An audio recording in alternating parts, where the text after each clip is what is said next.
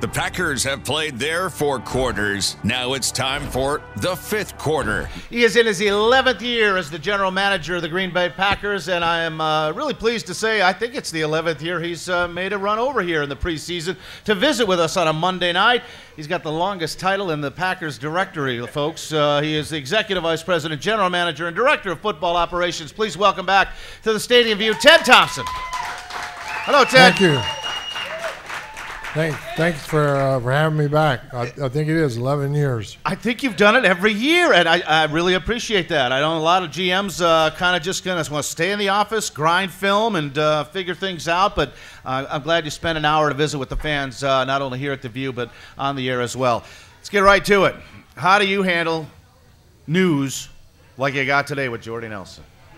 Well, it's a big boy world out there, big girl world. Things happen. There's no rationale behind it. Can't understand how something like that can happen on a play as simple and as it was. But that's life in the NFL sometimes, and life in the NFL sometimes is, who's the next man up, and so that's what we'll start focusing on. We'll certainly. We're not in a position where we think we can necessarily replace Jordy. Jordy's a wonderful player, wonderful person in the community and everything else. He'll continue to be that. But maybe we find 2 or 3 guys that can fill the role that he plays. The offense doesn't change because a player is not there, and I think that's where you're going. It's going to have to be a collective effort to kind of replace that production. But man, that's a lot of production from Jordy Nelson. Yes, yes it is. That's the reason you'll probably go at it on several different levels, and that's part of it. The NFL is about adapting and changing, and even during the course of a game, your opponent will start out playing the game on a Sunday afternoon, and by the second quarter they will change into and morph into something else. And the beauty about the NFL is the player's ability to learn and be able to adjust on the fly, and that's what we'll have to do. How hard is it for you not to have a knee-jerk reaction? I don't know if you saw social media today, but Randy Moss was going to be ready to come back here out of retirement. Have you talked to Randy Moss yet? I take that as a no. No comment.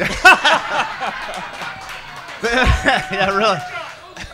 But Reggie Wayne was out there, and okay, well, if James Jones doesn't make the Giants, maybe that's kind of.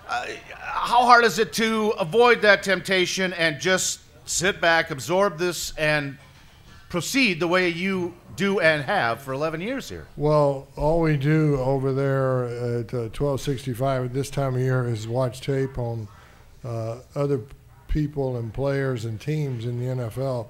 So we're accumulating the knowledge of players at all different positions. So we're not singling out the wide receiver position just because this has happened. We're just going about our business the way we always go about our business. And you have an understanding that over the course of a season, whether it be in week 2, first quarter, preseason, or week 7 in the regular season, when you're in Carolina or wherever, you're going to lose guys. It's just the lay of the land. It's the nature of the beast, and the plan, the blueprint, doesn't change. You've got to find a replacement, one place or the other.